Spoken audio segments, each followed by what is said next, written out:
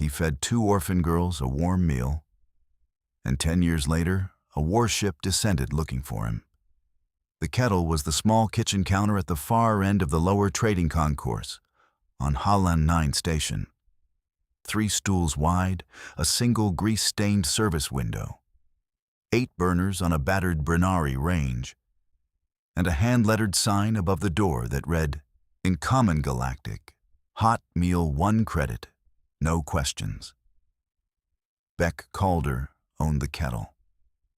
He had owned it for 9 years, since he had bought it from a retired Sodash cook named Vesh, who had wanted to go home to die. And he had been working its 8 burners 6 nights a week without missing a service in 7 of those 9 years. He was 41 years old. He was Indo-Caribbean on his mother's side and South Asian on his father's, born on a colony world called Trinidad Sail that orbited a yellow sun nobody else in the Holland system had ever visited, raised by both parents until they had retired to a quieter colony 6 years ago, and left him with an awkward, folded inheritance, and a sister-in-law who had introduced him to Vesh by saying, very simply, "You are a man with a kitchen in him. This is a man who has a kitchen and wants to be done with it." He was a tall man, 6'1", with the lean working frame of a man who had been on his feet behind a counter for 9 years. His hair was short, dark, beginning to gray at the temples, kept neat. His beard was kept very short. His eyes were a steady, warm brown, set deep, slow to anger and slow to leave a thing once they had settled on it. He wore, every shift, a black short-sleeved cook's tunic over a long-sleeved gray undershirt, dark canvas trousers, and brown work boots gone soft at the toes from years of standing on the same patch of station deck. He wore a faded apron tied loose at the waist that he washed himself, every other shift, in the small wash basin behind the burners. On the inside of his apron, where nobody else could see it, was a small folded square of cloth that had been his grandmother's kitchen towel. He had carried it with him every shift since the day he had bought the Kettle from Vesh, because his grandmother had taught him every recipe he knew, including the simple Brennari root stew that had become the Kettle's quiet specialty. The Halen 9 lower trading concourse was a long curved corridor of small frontier station storefronts, lit by tired overhead strip lights that flickered on the days the station's outer plating took micrometeor strikes, and warmed unevenly by an ancient air circulation system that left the lower stretches near the maintenance ducts perpetually about 3 degrees colder than the rest of the station. The Kettle sat at one of those colder stretches. Beck had moved his counter twice in 9 years to find a slightly less drafty spot, and had given up the 3rd year because the cold stretch customers, who were the freight haulers and the station janitors and the off-shift Sodash mechanics, had told him quietly that they liked sitting where they sat, and would he please stop moving them. He had stopped moving them. He kept his burners running hot and his ration of soft Brennari grain bread piled high under the warming lamp, and he made his root stew for them in a 40-liter pot that he kept simmering through the long evening shifts. The cold stretch crowd was loyal. The cold stretch crowd was also, he had noticed over the years, the part of the station where small lost things came drifting in out of the maintenance ducts. He had pulled a Brennari mechanic's lost wrench out of his ventilation grate 3 years ago. He had once found a Voth child's small jeweled hairpin in the corner under his stool, where the child had clearly slept for a stretch in the warm air rising from the burners and had not come back for the pin. He had kept the pin in a small bowl on the back of the counter for 2 years before a Voth woman had quietly asked, pointing, whether he had seen it. He had not, until the night the 2 girls came, found anything alive in the cold stretch. It was the 3rd hour past the 2nd shift bell.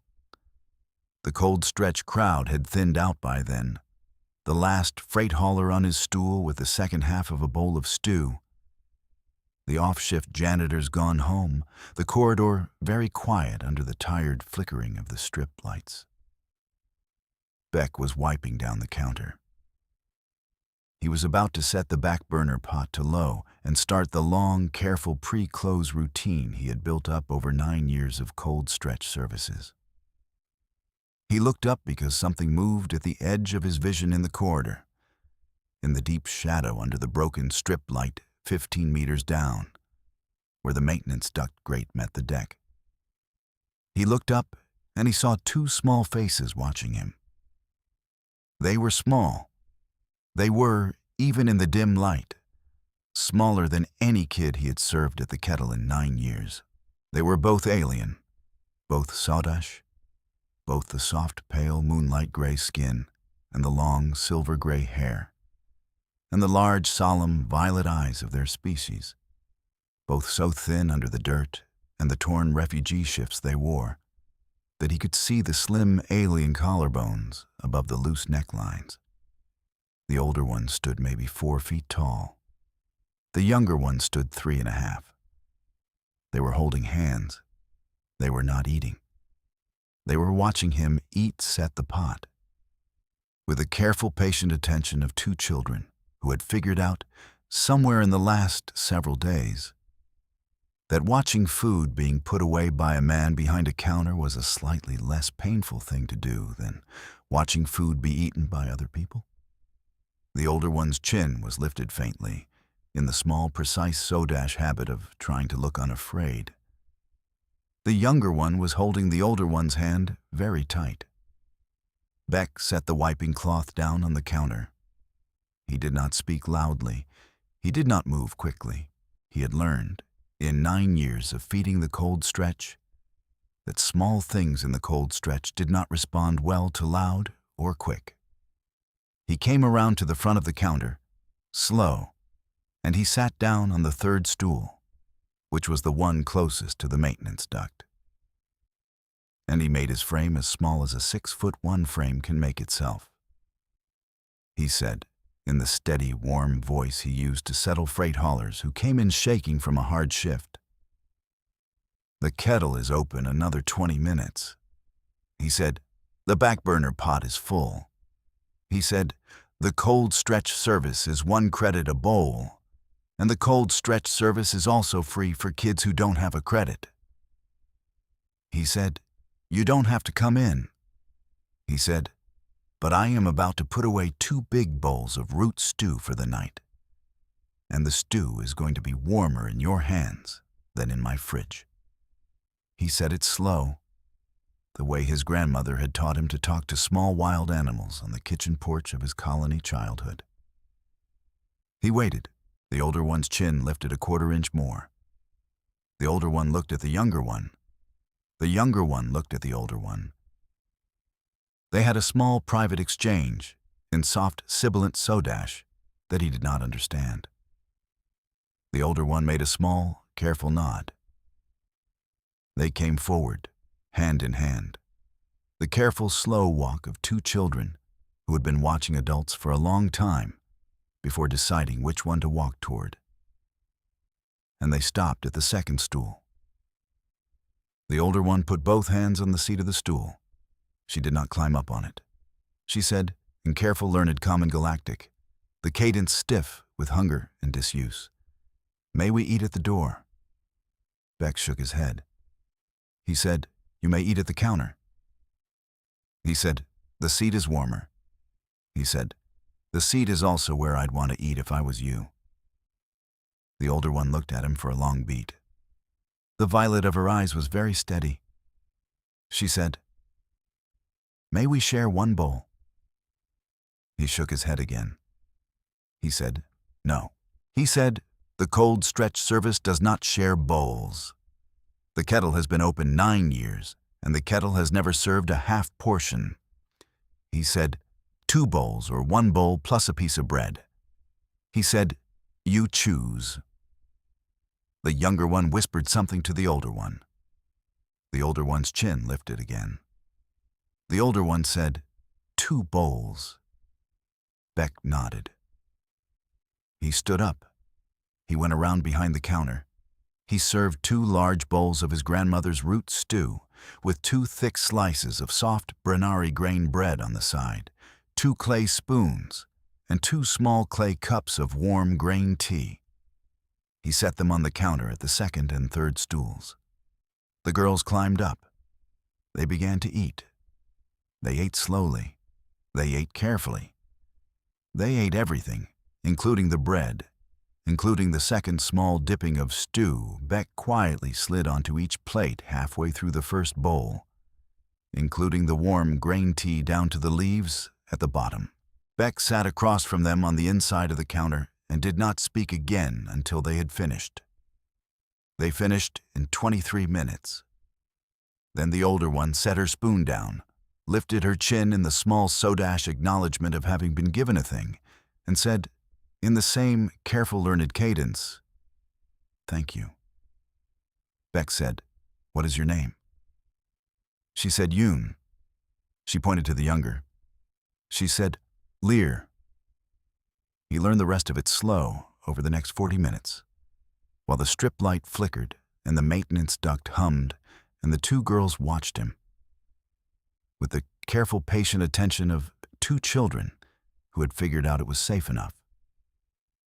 In this particular pool of warm light from the burners, to answer one question at a time. Their mother had been a sodash maintenance technician on the Holland 9 outer plating crew. Their father had died when Lear was very small. Their mother had brought them to the Holland 9 station 2 years ago, after a Pa-In compact contractor had taken over the sodash maintenance contract on their previous station, and had let her go without severance. She had been working on the Halon 9 plating crew under a station-issued temporary visa that did not, as it turned out, cover dependents. The girls had lived in the maintenance ducts beside their mother's bunk for those 2 years, sharing her ration, going to the small Brennari-administered station school on the 3rd level when they could slip out without being noticed by station services. Their mother had developed a respiratory infection in the long winter rotation. The station clinic had not seen her in time. She had died 16 days ago. The girls had not told station services. They had known, the way refugee kids know the things they know, that telling station services would mean being shipped to a sodash holding world for orphan refugees, which was a place their mother had told them in detail they were not, under any circumstances, to allow themselves to be sent. They had been living in the maintenance ducts on what their mother had stockpiled and what they could find. The stockpile had run out 4 days ago. Beck listened to all of this without interrupting. He served them a second small bowl of stew each and a second piece of bread. Yoon hesitated over the second bowl. Beck told her, in the same steady, warm voice, that the kettle had a no half-portions rule and a no leftover rule, and the back burner pot needed to be empty before he closed, and they were doing him a favor by eating it. Yoon nodded gravely. She and Lear ate the second bowls. After the second bowls, Lear, who had not yet spoken to Beck directly, looked up from her empty bowl and asked, in even more careful common galactic than her sisters, "Are we in trouble?" Beck shook his head. He said, "You are not in trouble." He said, "You have not done anything wrong."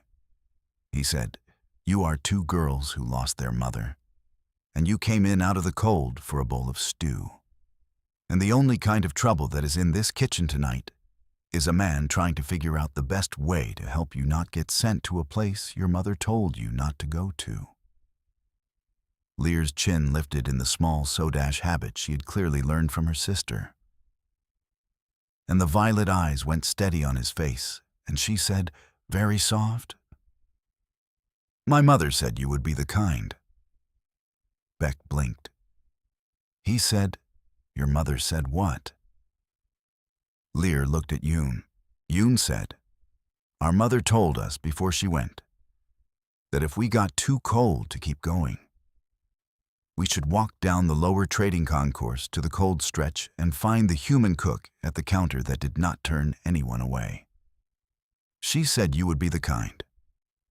Beck Calder sat very still on his side of the counter. He thought, in a small, flat way, that working people think the things that change their lives.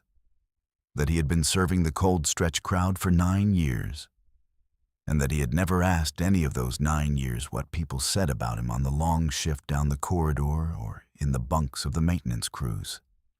He thought also that the answer was now sitting in front of him in the form of 2 small sodash girls eating his root stew, and that the answer was good. He closed the kettle 30 minutes early. He pulled the steel shutter and locked the burners and put the back burner pot in the cooler. He took the 2 girls, hand in hand on either side of him, down the long corridor in the warm stretch direction toward his own small one-room quarters on the 3rd level. He gave them his bunk for the night. He slept on the mat on the floor beside the bunk, the way he had once slept on a mat on the floor beside his grandmother's bed in the last month of her life. He did not in the morning call station services. He went instead down the 3rd level concourse to the small Brennari administered legal services office, and he sat with a long-armed Brennari clerk named Tessin for 2 hours, and he worked out, with Tessin's help, the small, careful paperwork to put the 2 girls into a Brennari-administered children's refuge on a sanctuary world called Maridor, far from the Sodash Holding World circuit, with full Brennari humanitarian protection and a clean educational placement, and a guarantee that they would not be transferred to any PA-in-affiliated registry. The paperwork cost 6,000 salt credits, which was the entire savings Beck Calder had built up at the Kettle in 9 years, and which he paid in full from the small wall safe behind the kitchen burners without telling Tessin what the savings had been for. He bought the girls' passage to Maridor on the next Brennari humanitarian courier ship that came through Holland 4 days later. He fed them every meal at the Kettle until the courier came. He bought each of them a soft new travel shift, a pair of warm shoes, a small stuffed Sodash plush toy from the Brennari market on the 2nd level, and a single small notebook each with a pencil. He told them, at the courier ramp, that he would write to them every month, and that they should write back when they could. Yoon held his hand for a long second. Lear put both her arms around his leg. He hugged them both. He let them go. The courier ramp closed. He went back to the Kettle and opened the burners for the next service. He wrote to them on the 1st of every standard month for the next 10 years. He did not miss a single month. He wrote in small, careful, neat handwriting on the same kind of soft, Brennari grain paper that the Maridor Refuge used in their own correspondence, because Tessin had quietly told him that letters on familiar paper read more easily for refugee kids learning a second language. He wrote about small things. He wrote about the Kettle. He wrote about the new Brennari assistant cook he took on in the 2nd year. A young Brennari named Osa, who had 8 knuckled fingers per hand and a knack with grain bread that Beck recognized after a season as the kind of knack that meant Osa was going to have her own kitchen one day. He wrote about the off-shift Sodash mechanics who had taken to coming in 3 nights a week and who, when they learned Beck had once fed 2 small Sodash sisters 1 cold stretch shift and put them onto a Brennari humanitarian courier, had begun bringing him small jars of Sodash root spice from their home stations to thicken his stews. He wrote about the cold stretch repairs the station finally got around to making in the 4th year. He wrote about the PA-in compact corporate creep that began to appear in the lower trading concourse in the 5th year, in the form of a uniformed pair of PA-in liaisons walking the corridor weekly with clipboards. He did not write about the PA-in liaisons in much detail because he did not want to worry the girls. The girls wrote back. They wrote in slow, careful handwriting that improved month by month, The first letter from Yoon was 11 sentences long. In Common Galactic, the second-grade refuge teacher had clearly helped her shape. And it ended with the sentence, "The Maridor people are kind." And Lear has stopped having the dreams about the maintenance ducts. The second letter from Yoon, a month later, was 16 sentences long. The first letter from Lear in the third month was 4 sentences long. In handwriting so careful, Beck framed it on the wall behind the burners between 2 old Brennari grain-spiced tins. The letters arrived once a month, sometimes once every 5 weeks, and Beck read each one twice in the soft pre-shift hour at the Kettle, sitting on his stool with a warm cup of grain tea in his hands. Before tucking the letter into the small wooden box he kept on the back shelf above the burners, he sent small gifts, sparingly so as not to overwhelm.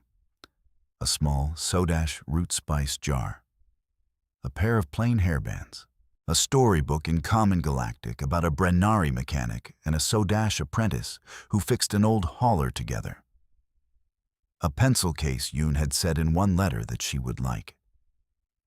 In the 4th year, Yoon was 8 years older than the night at the Kettle, which made her 15. And she wrote that she had been accepted into a Sodash-administered diplomatic apprenticeship program based out of the Maridor sanctuary world. The program, she explained, took children of Sodash refugee status who had completed the Brennari-administered education track and trained them as cultural liaisons for the Sodash Diplomatic Corps. It was a quiet, small program. It had a very long admission queue. The Maridor Refuge had been recommending her for the program since she had turned 12. She wrote, very carefully, that she had been told she was the youngest accepted candidate in 9 years. She wrote very carefully that she had been told, also, that the strength of her application essay had been the thing about her childhood that she had been able to articulate most precisely, which was the night a human cook on Halen 9 had served her and her sister 2 large bowls of root stew and had paid in full for their passage to Maridor without asking station services any questions. Beck read the letter 3 times in the pre-shift hour. He sat on his stool with a warm grain teacup in both hands, and he looked at the warming rack above the burners, and he did not say anything aloud because there was no one in the Kettle yet to say anything to. He wrote back the same evening. He told her he was proud. He told her, also, in the simple language of his grandmother's kitchen porch, that the strength of her application essay was the strength of her, and that the night at the Kettle had been a small night for him, and a large night for her, and the asymmetry of that was a thing he had thought about for 4 years and had not yet figured out how to feel right about. He told her also that he was going to keep writing every month. In the 6th year, Lear, 12 years old by then, wrote that she had also been accepted into the same diplomatic apprenticeship program. She wrote that the training was rigorous. The apprenticeship lasted 6 standard years. The apprentices learned 3 additional languages and the protocols of 7 cultures and the careful art of station-level diplomacy that the Sodash Diplomatic Corps had been quietly building since the joint Yannick-Pine disturbances. She wrote that Yoon, by then in her 3rd year of the program, was the senior apprentice of her cohort and was being tracked for officer rank. She wrote that they shared a room at the apprenticeship academy, that the room had a small window over a slow river, that the river reminded her of something she did not quite remember but knew she was supposed to. She wrote also that she had a small folded square of cloth she had carried with her from Holland 9 station, which she had kept under her pillow for 6 years, and that the cloth was the bit of his grandmother's kitchen towel that Beck Calder had wrapped her stuffed Sodash plush toy in on the day of the courier ramp, and that the cloth still smelled faintly of root stew. Beck Calder read the letter 4 times.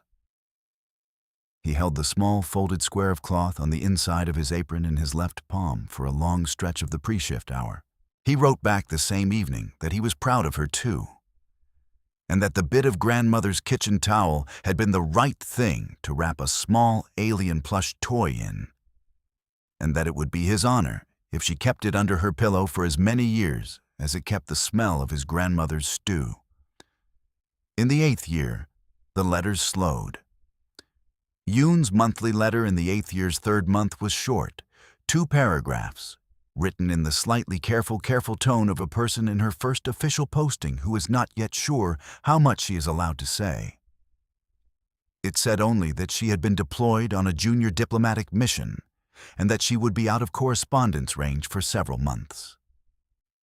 Lear's letter, the same month, was equally short. Beck Calder read both letters twice and folded them into the wooden box. He sent his own letter back as usual on the 1st of the next month, addressed to the Marador Academy Mailing Center, and trusted that the academies would forward it to wherever the 2 girls were posted. Then no letter came. Beck Calder did not immediately read anything into it.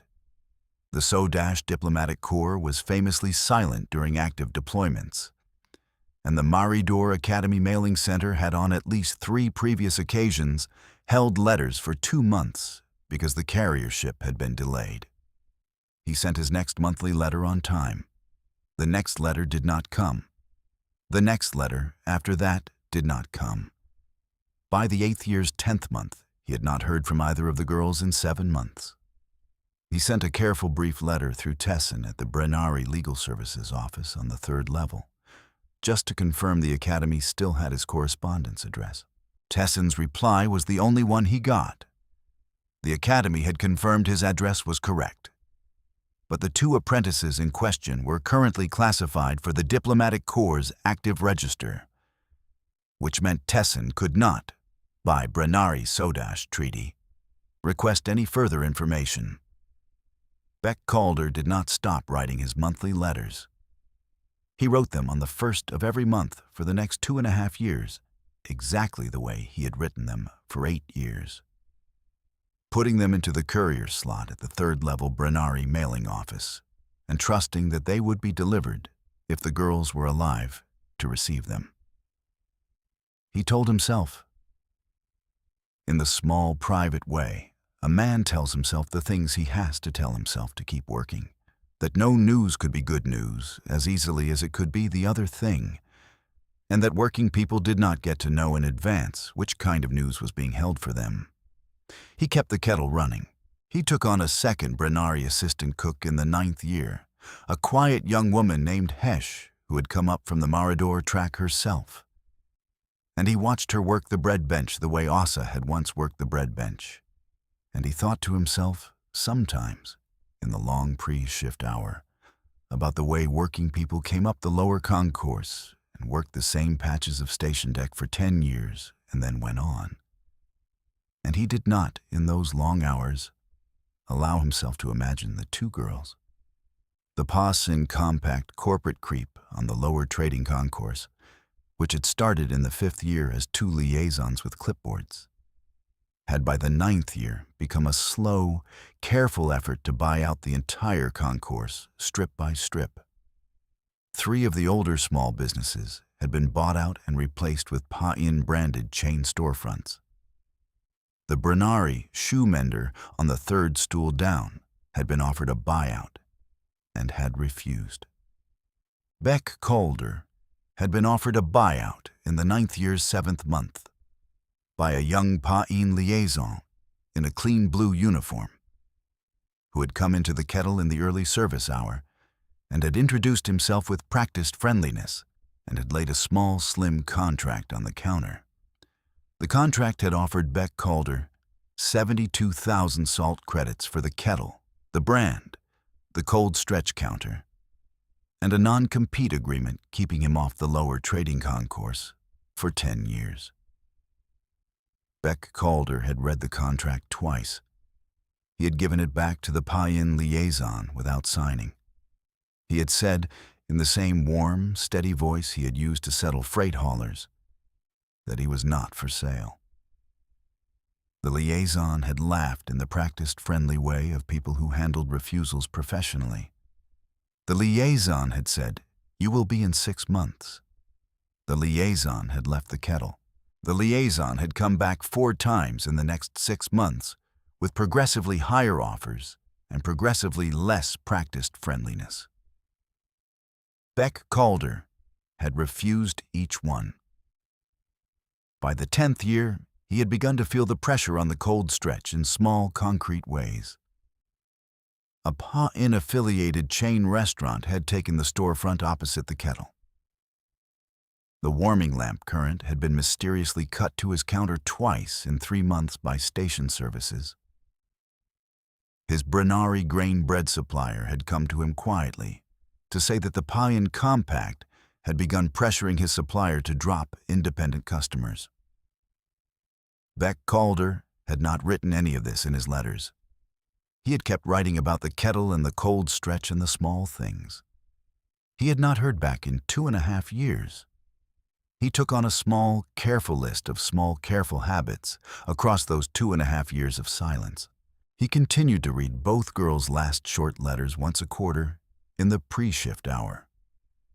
Sitting on the 3rd stool with the warm grain teacup in both hands and the wooden box of the previous letters on the counter beside him, he learned, by repetition, that the first reading of the quarter would catch in his throat and the second would not. He learned, by the same repetition, that the 3rd stool was a good place to sit through a thing a man could not move out of his way. He moved a small framed photograph of Vesh, the retired Sodash cook he had bought the Kettle from 9 years before, onto the back shelf above the burners beside the framed first letter from Lear. Vesh had died in the 7th year, on his colony moon, of a slow, careful Sodash kidney decline. Beck had not been able to attend the small Sodash death rites. He had cooked Vesh's recipe of root stew that night at the Kettle, in honor of him, and had left an empty bowl at the 2nd stool with a small, soft Brennari grain roll beside it for the entire shift. And the cold stretch crowd had understood without being told, and had moved around the empty stool quietly and had not asked why. He learned, in the 8th year's 11th month, that Tessin at the Brennari Legal Services office had retired and gone to live with his mate's family on a small Brennari sanctuary world called Marador. Tessin sent him a long, careful Brennari farewell card on his last day in the office. Tessin wrote, in the small, precise Brennari handwriting, Beck had grown to know across 9 years of paperwork and small, careful conversations that he was leaving the Holland 9 Brennari office in good hands, that he had quietly pre-authorized a number of small protections for the Kettle on his way out the door, and that Beck Calder was to consider his Brennari debt to Tessin permanently retired by the act of having been, for 9 years, the kind of cold stretch human cook a Brennari clerk had been able to refer his more delicate cases to without worrying about the outcome. Beck read the card 3 times in the pre-shift hour and put it in the wooden box with the letters and did not allow himself to think too closely about which of the small protections Tessin had pre-authorized had been for the girls. He celebrated his 40th standard birthday in the 9th year's 8th month. The cold stretch crowd, who had figured out the date through some combination of off-shift gossip and a small leaked comment from Asa, came in for the 3rd shift service in slightly larger numbers than usual that night. The Sodash mechanics brought him a small jar of festival-grade Sodash root spice from a station Beck had never visited. The freight haulers brought him a hand-carved wooden ladle that they had clearly all chipped in to commission from the small Brennari wood shop on the 3rd level. A retired Voth dignitary who had been coming in once a month for 2 years brought him a small jeweled hairpin that Beck recognized as the same kind of pin he had once kept in a small bowl on the back of the counter for 2 years until a Voth woman had asked for it. The dignitary had told him quietly, without elaboration, that the pin was a Voth honor token for working people who fed children. Beck thanked them all. He served free dessert that night, a small pot of warm Brennari grain pudding he had made on the back burner pot that afternoon. And the cold stretch crowd ate it slowly, because the cold stretch crowd had learned over 9 years that desserts at the Kettle were rare and not to be hurried. He went home that night to the small one-room quarters on the 3rd level. He sat on the edge of his bunk in the dim, and he held his grandmother's small folded square of cloth in his left palm for a long stretch. He thought about Yoon. He thought about Lear. He thought about the small stuffed Sodash plush toys he had bought them at the courier ramp 8 years ago, and the way Lear had wrapped her plush toy in the small bit of cloth he had given her with it. He thought about the fact that, of all the gifts a working man could give a small refugee kid before putting her on a courier ship, a folded bit of his grandmother's kitchen towel had been the one Lear had kept under her pillow for 6 years. He did not, that night, allow himself to imagine where Lear might be sleeping that night. He did not allow himself to imagine whether her pillow was a real pillow or a folded jacket on a deployment cot or a thin diplomatic-grade sleep roll on a Sodash courier deck. He told himself, in the small, private way working people tell themselves the things they have to tell themselves to get up the next morning, that the cloth was still doing what cloth could do wherever it was, and that this was not a small thing. He went to sleep. He woke up the next morning and opened the kettle. The warship descended on the 10th anniversary of the meal, almost to the day.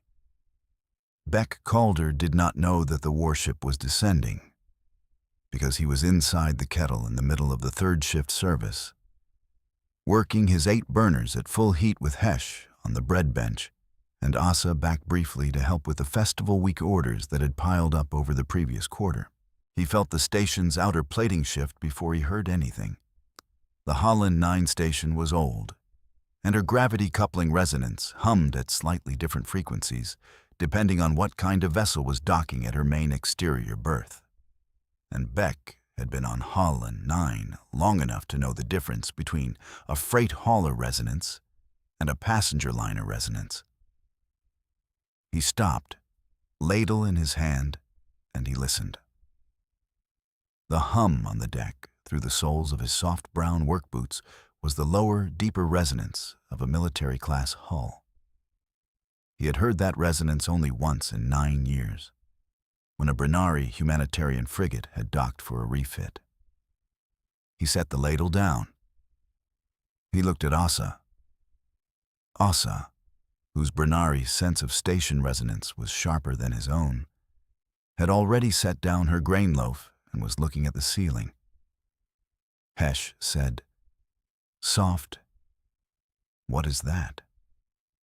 Beck said, "That is a warship, the Parin Compact Liaison, who happened to be in the kettle that night by ill timing for a 5th and final buyout offer that had been raised to 140,000 salt credits." Set down his coffee cup very carefully on the counter. The Parin Liaison, whose station channel comm bud was already pinging in his ear, listened for 3 seconds. The Parin Liaison's face did the small, careful change of color that powerful men's faces do when their station channel comm bud tells them something is not going to go the way they had expected the next 10 minutes to go. The Parin Liaison stood up very slowly. He did not this time smile. He laid 140,000 salt credits on the counter in a small, clean data pad, and he said, in a voice that was not at all the practiced, friendly one, "The offer is open until the warship leaves orbit." And then he walked out of the kettle and down the lower trading concourse at a pace that was not, technically, running. Beck Calder watched him go. Beck Calder did not that night touch the data pad on the counter. The station's intercom came on 6 minutes later. The voice on the intercom was the dry administrative voice of the Holland 9 station master, an old Brennari named Renique, who had handled the lower trading concourse for 2 decades and whom Beck had been on quiet good terms with for 9 years. Renique said, with the careful, neutral cadence of a man reading a script that had been handed to him in the last 4 minutes, "Attention all station personnel. The Sodash Diplomatic Corps cruiser Lear of the Marador River has docked at Exterior Berth 1 for an unscheduled diplomatic visit. All routine station operations to continue as normal.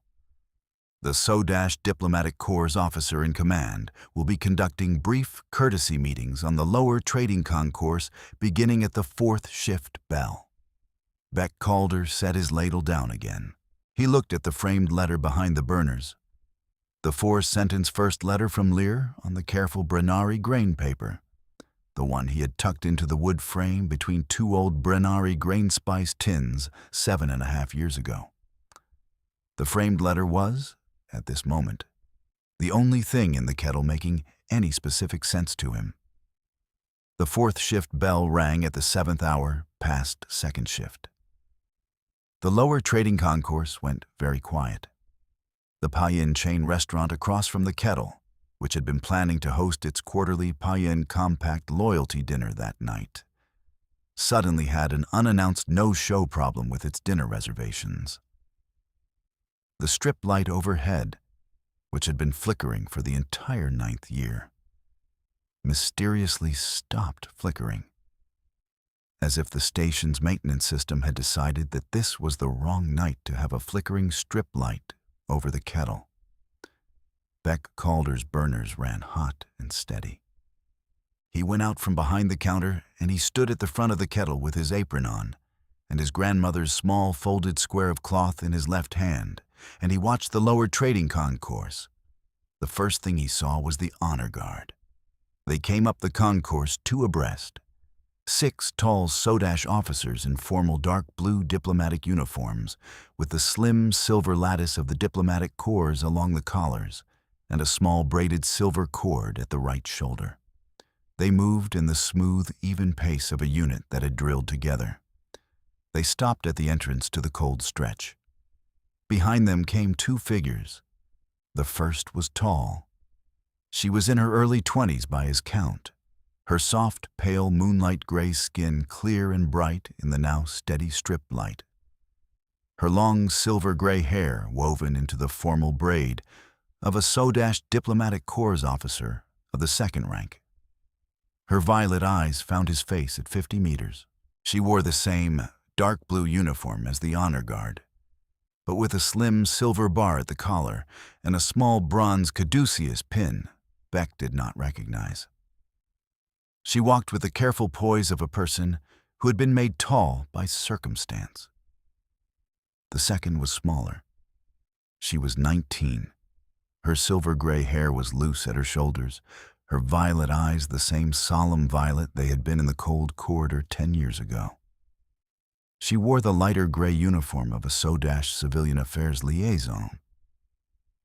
She carried, in her left hand, a small folded square of cloth, the same shade as the one in Beck's left palm.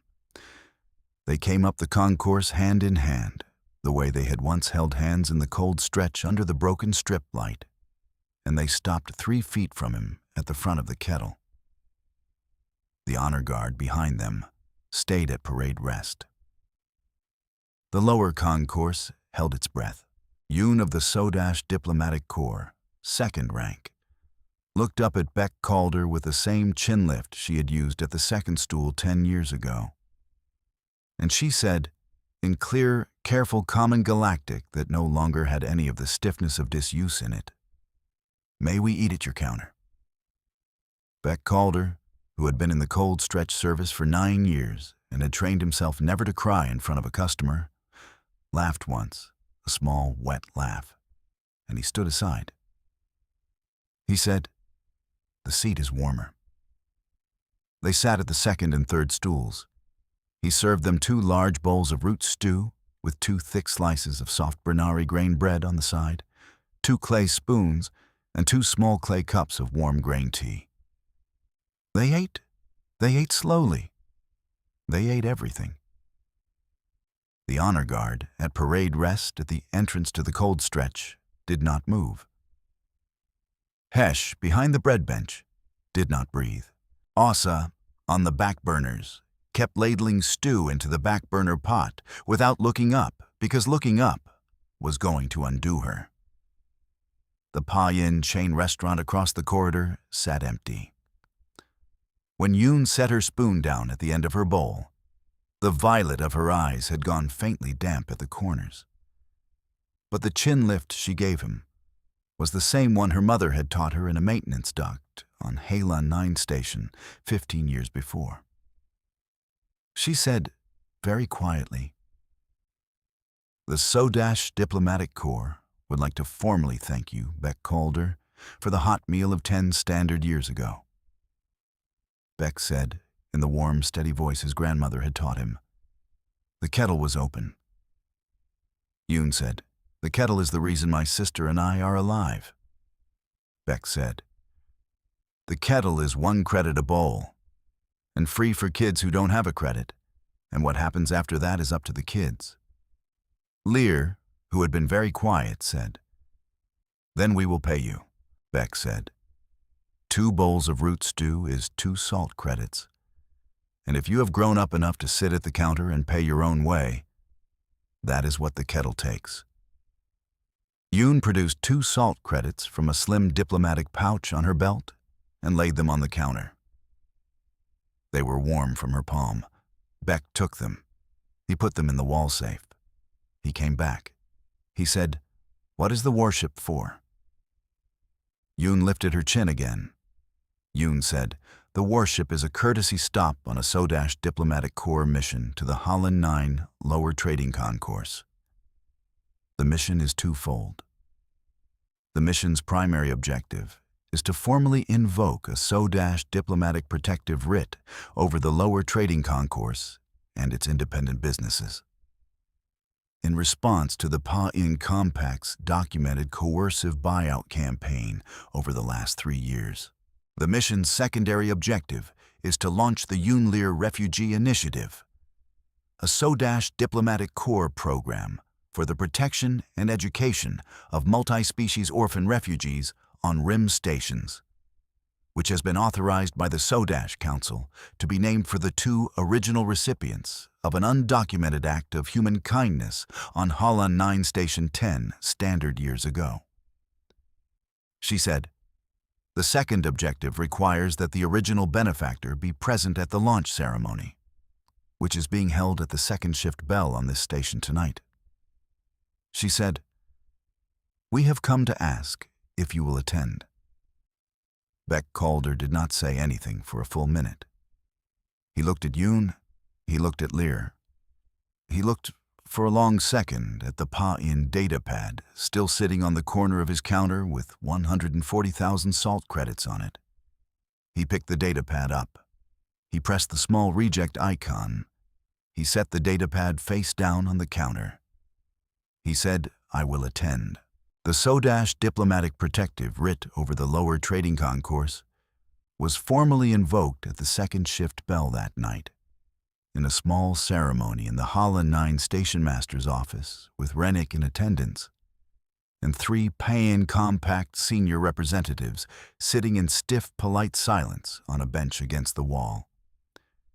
The writ, by its terms, prohibited any Pa-In-affiliated entity from purchasing, leasing, or coercively pressuring any independent business on the Lower Trading Concourse for a renewable term of 50 standard years.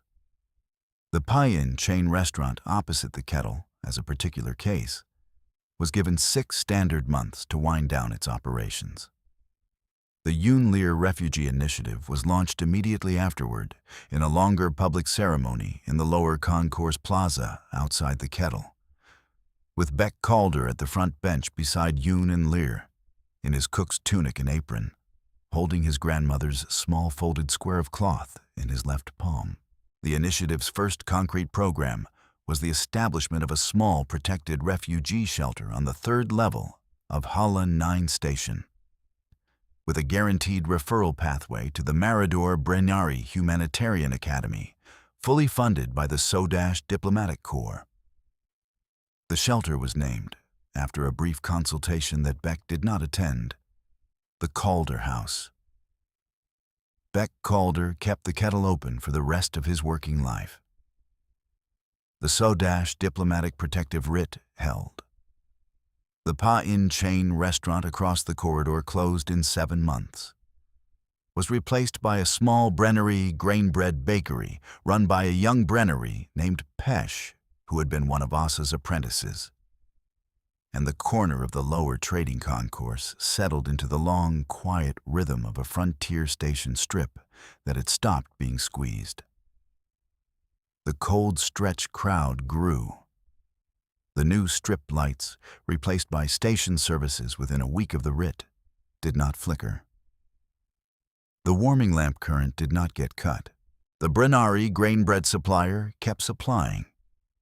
Beck took on a 3rd assistant cook in the 11th year, a quiet young Sodash named Ven, who had come up through the new Calder House refugee shelter on the 3rd level. And Beck taught Ven the careful art of his grandmother's root stew, the way Vesh had once taught it to Beck. Ven was fast. Ven became, in 3 years, a better stew cook than Beck had ever been. Beck told her so. Ven did not believe him. Ven was, Beck thought sometimes in the long pre-shift hour, the kind of working person who would have her own kitchen one day, and the kind of working person whose first hire would be another refugee kid from another cold stretch on another rim station. Yoon visited annually. She came in on the anniversary of the meal every year, in her dark blue diplomatic uniform with a slim silver bar that became, over the years, a slightly thicker silver bar, and then a small silver pin, and then the senior pin of an officer of the 1st rank. She always sat at the 2nd stool. She always paid her 1 credit for her bowl of root stew. Lear visited twice a year, once on the anniversary, and once at the long Sodash Midwinter Festival when the Marador Academy had its short break. She always sat at the 3rd stool. She always brought Beck a small jar of Sodash root spice from a different station each visit. The wall behind the burners filled up over the years with small jars. 43 jars by the time Beck was 60, 58 by the time he was 65. In the 15th year after the meal, Beck adopted a small Brennari foundling boy, whom Asa, by then running her own restaurant on the 3rd level, had brought to him after the boy had been orphaned in a small dock accident. The boy's name was Tavi. He was 4 years old. Beck raised him in the small 1-room quarters above the kettle for the next 12 years.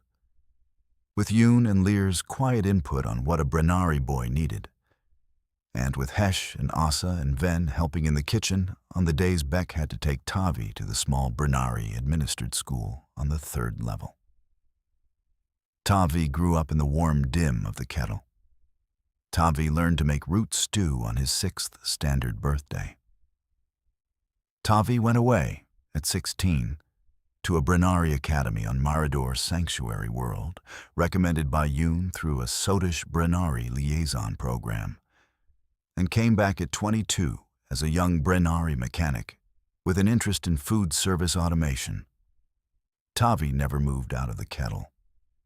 He took over the 8 burners on Beck's 70th birthday, with Beck still on the back burner pot, the way Vesh had once stayed on the back burner pot for 2 years after handing the front to Beck.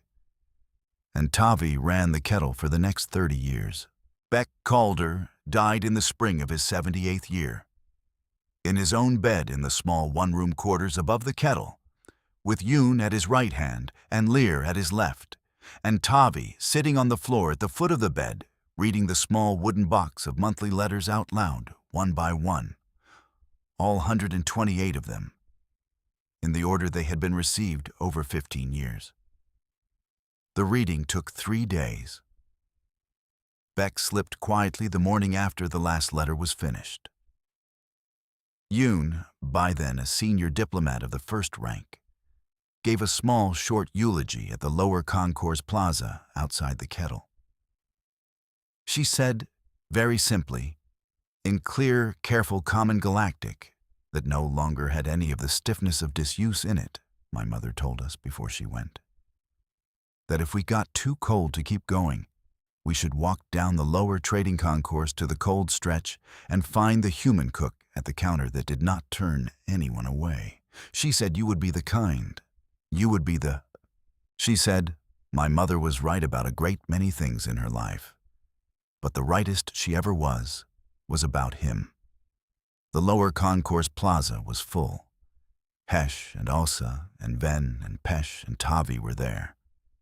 The Calder House refugee shelter sent its current children, all 46 of them, to stand quietly along the back row. The strip lights overhead held steady. The kettle is still open. Tavi runs it now in his 60s.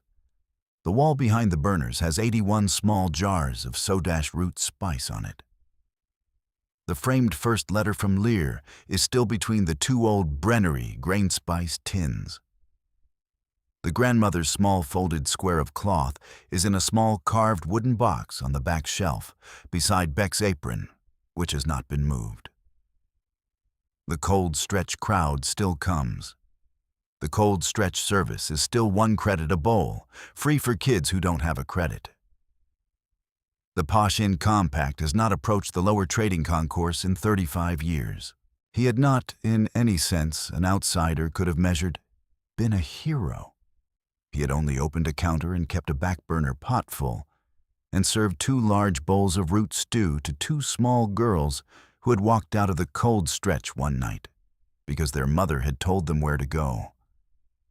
The galaxy had remembered him longer than he had remembered himself. Sometimes a hand offered was the whole answer.